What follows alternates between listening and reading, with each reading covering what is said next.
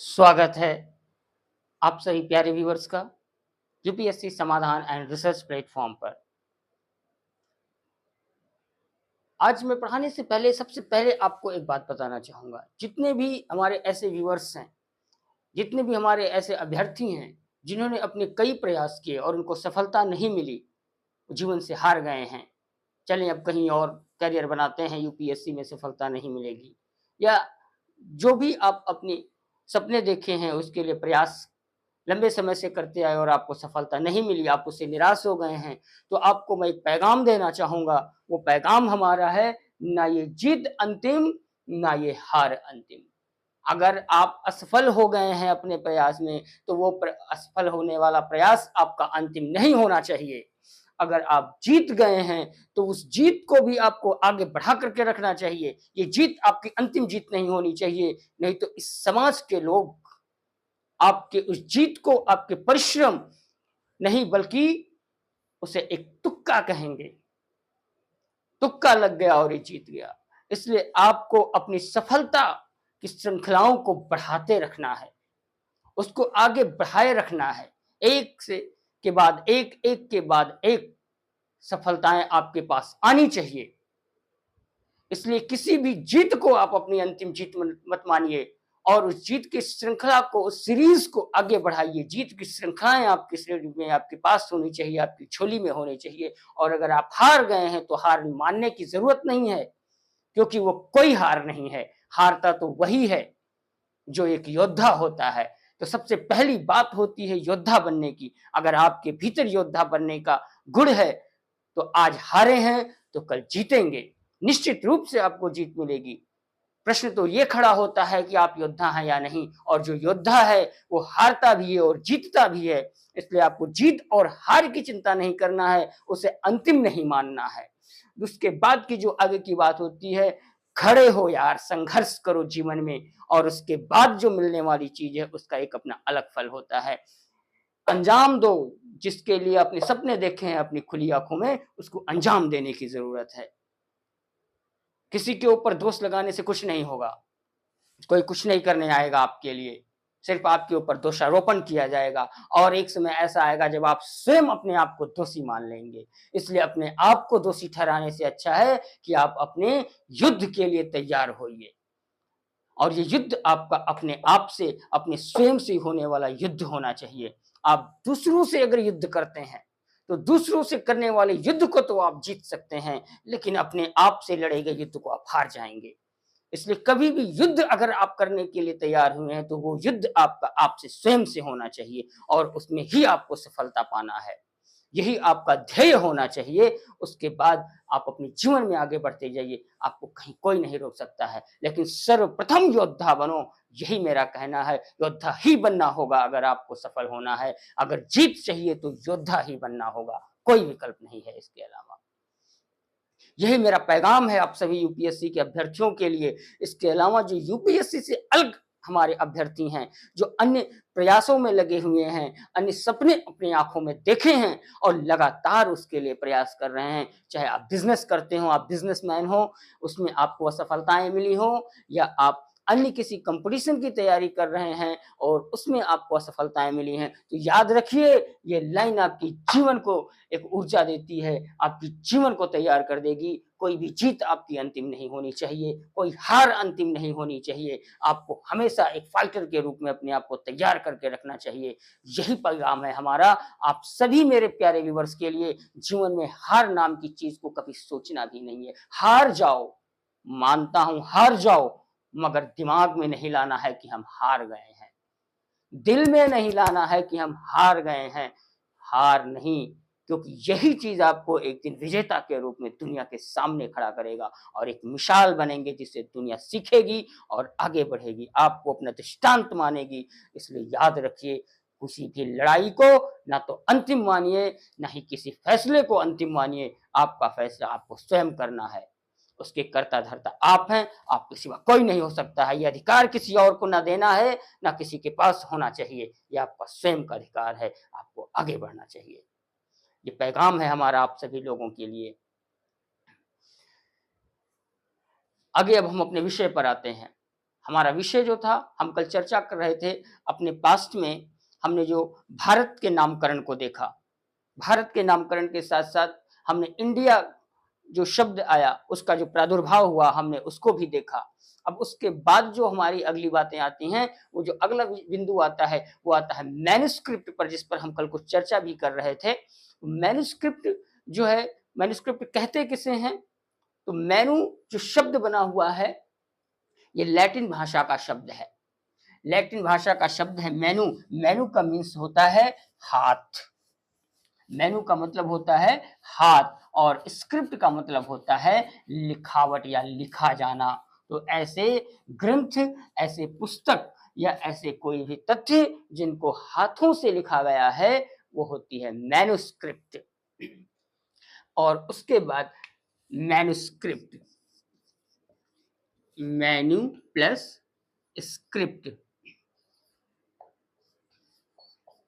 Manuscript, ये Latin भाषा से आया हुआ शब्द है। लैटिन भाषा से आया हुआ शब्द है। और स्क्रिप्ट तो आप जानते हैं, लिखना, जो भी एक प्रचलित शब्द है। तो मैन्युस्क्रिप्ट यानी हस्तलिखित।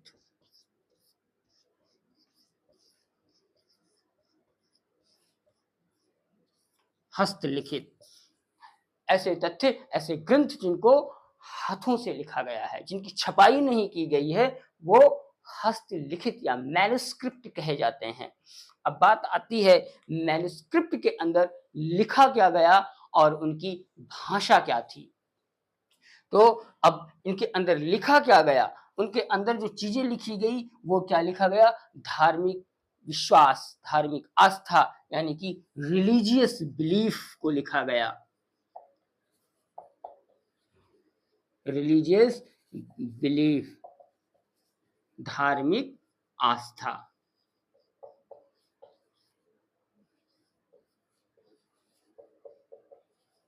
धार्मिक आस्था जो उस समय के, जो हमारा मानव समाज था, मानव समाज में जो लोगों की धार्मिक आस्थाएं थी, उनका वर्णन इसमें किया गया। ऋचाओं के माध्यम से, मंत्रों के माध्यम से उसमें वर्णन किया गया। उसके अलावा अन्य जो तथ्य थे, वो क्या थे? चिकित्सा यानी मेडिसिन, मेडिसिन का जिक्र किया गया। मेडिसिन के बारे में उसमें लिखा गया। मेडिसिन के बाद जो अगले और दूसरी चीजें लिखी गई, वो क्या थी? वो विज्ञान से संबंधित थी, यानी कि आपकी साइंस को लिखा गया।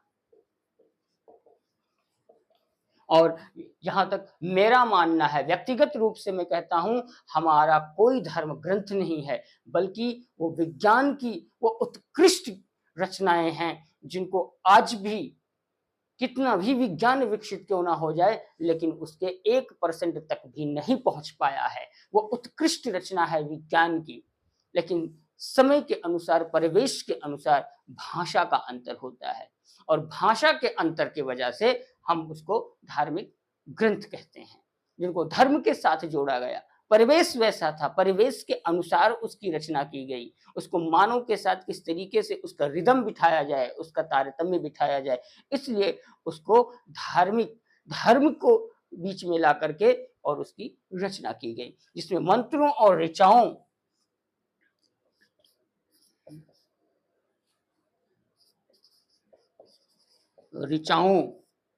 और मंत्रों का जिक्र किया गया,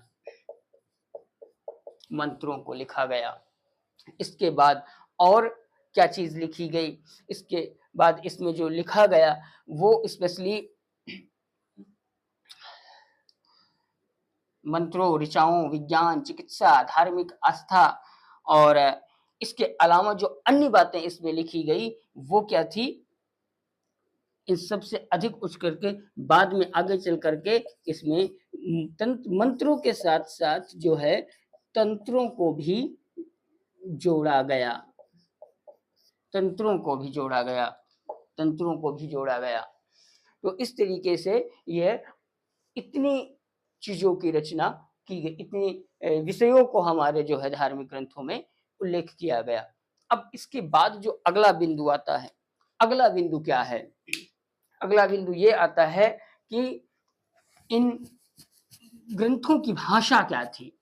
भाषा की अगर हम बात करें तो उस समय प्राचीन समय में 3 तरह की भाषाएँ प्रचलन में थी, जिसमें संस्कृत जो थी वो शिक्षित वर्ग की भाषा थी और प्राकृत और पाली जो भाषा थी वो आम जन की भाषा थी, आम बोलचाल की भाषा थी।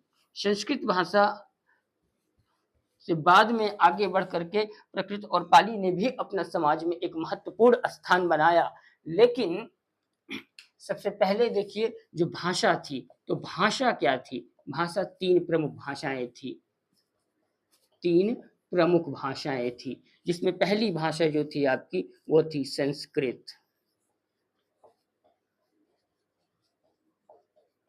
संस्कृत थी। दूसरी भाषा जो थी आपकी वो थी पाली। पाली भाषा थी।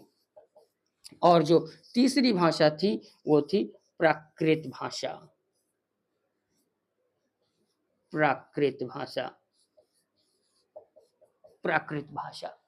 प्राकृत भाषा थी, जिसमें संस्कृत जो है ये विद्वानों की भाषा थी और जो पाली जो है, पाली और आपकी ये जो प्राकृत भाषा है, ये आम लोगों की भाषा थी। आम बोलचाल की भाषा जो थी वो ये थी। 6वीं शताब्दी ईसा पूर्व में जो है पाली पाली को जो है आगे बढ़ने का मौका मिलता है। पाली पाली भाषा का काफ़ी जो है उन्नत होता है।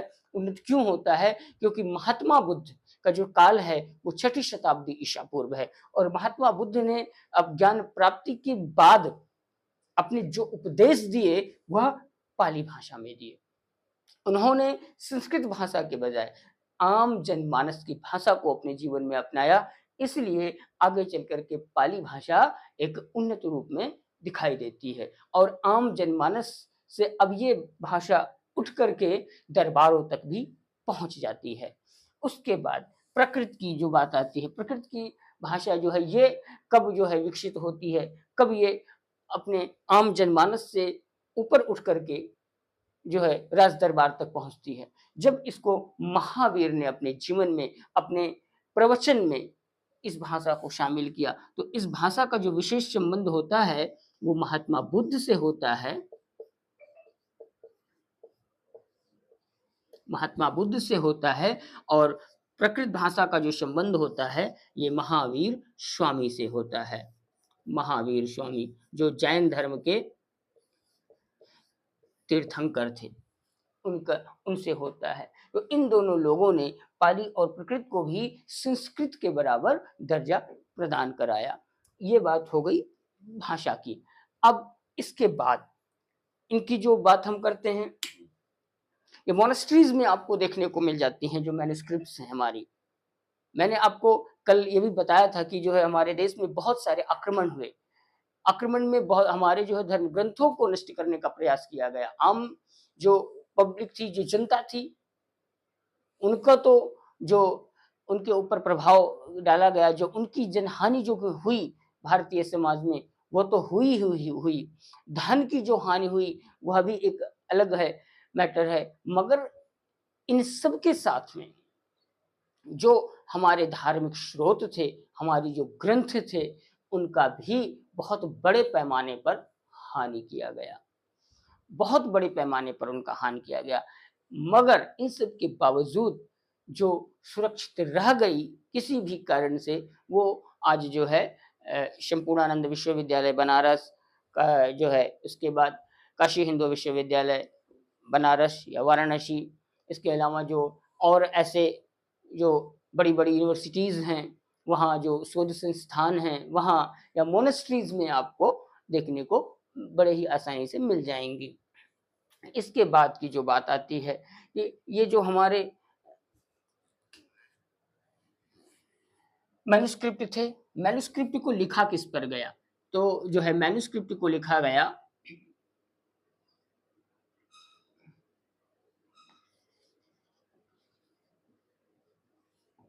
मैन्युस्क्रिप्ट को जो लिखा गया, ये लिखा गया पाम, एक पेड़ होता है पाम, जिसको हम भोजपत्र भी कहते हैं हिंदी में, भोजपत्र पर, तो इसकी छाल पर लिखा गया।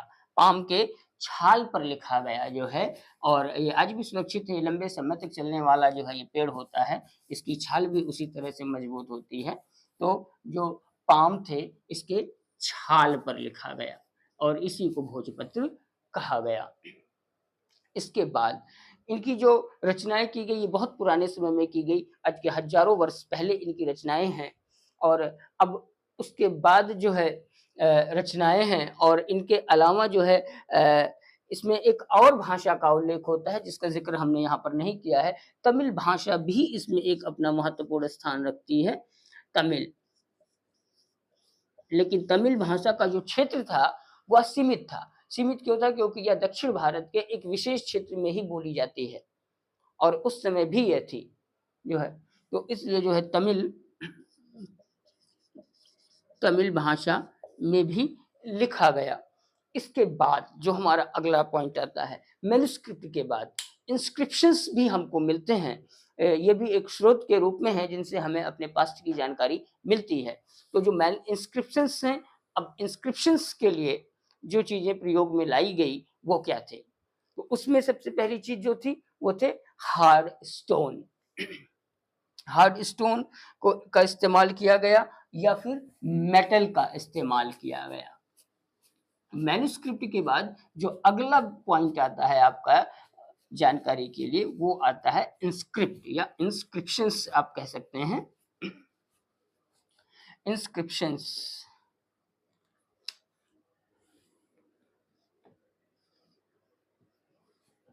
इंस्क्रिप्शन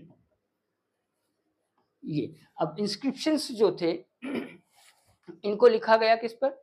इनको लिखा गया हार्ड स्टोन पर। हार्ड स्टोन, या इनको लिखा गया मेटल पर। इनको लिखा गया मेटल पर। मेटल पर। अब मेटल में क्या थे? मेटल में सबसे ज़्यादा उस समय जो प्रचलन में था, वो था ताम्रपत्र। मेटल जो विशेष रूप से क्या था? ताम्रपत्र। ताम्रपत्र, हार्ड स्टोन। अब इस पर लिखा क्या जाता था? क्या चीज़ें लिखी जाती थी? इसमें राजाओं की विजय गाथाएँ लिखी जाती थी। क्या लिखा जाता था? क्या था इंस्क्रिप्शंस पर? तो इंस्क्रिप्शन पर जो लिखा जाता था, वो राजा की विजय गाथा, जिसको हम कहते हैं विक्ट्रीज, विजय गाथा। बैटल, जो भी युद्ध हुए हैं, उनकी युद्ध का वर्णन।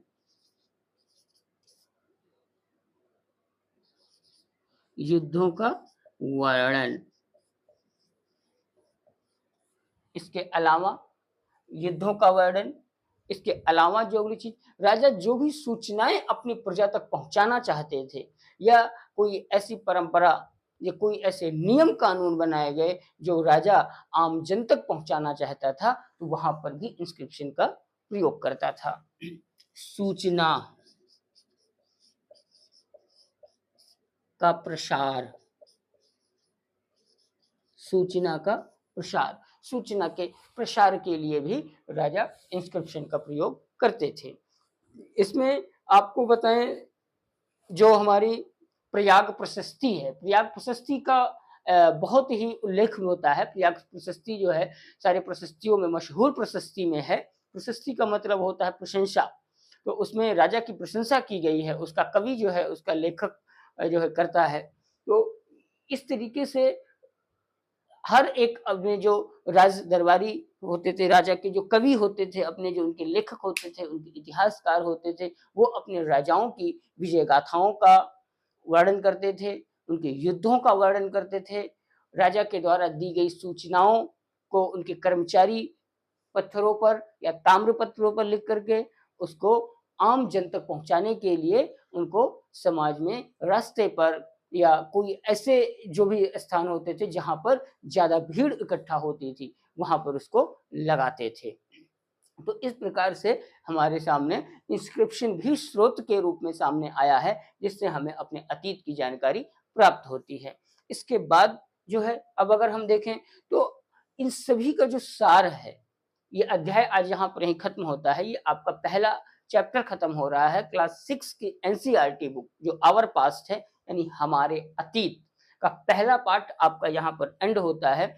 और इसमें इन सभी का जो सार है वो सार ये है कि मानव का विकास क्रमबद्ध तरीके से किस प्रकार आगे बढ़ता हुआ एक शिकारी से प्रारंभ होकर के और एक शासक तक जाकर के किस प्रकार से विकसित हुआ क्रमबद्ध तरीके से, इन सभी का वर्णन आपने स्टेप बाय स्टेप देखा। इसमें इनके मनोरंजन की चीजें आपने देखी, इनके मनोरंजन के साधन के रूप में क्या थे, इनकी शिक्षाएं क्या थी, विज्ञान क्या था, ये सारी जो भी सार हैं ये अभी संक्षेप में आपके सामने आया है। हम इस पे और भी अधिक चर्चा करेंगे जब हम अगले टॉपिक पर आएंगे। फिलहाल के लिए हम इसको यहीं पर समाप्त करते हैं और आप आशा करते हैं आप सभी लोगों को समझ में भी आया होगा। और मेरा संदेश है आप सभी लोगों के लिए कि मस्त रहिए, व्यस्त रहिए।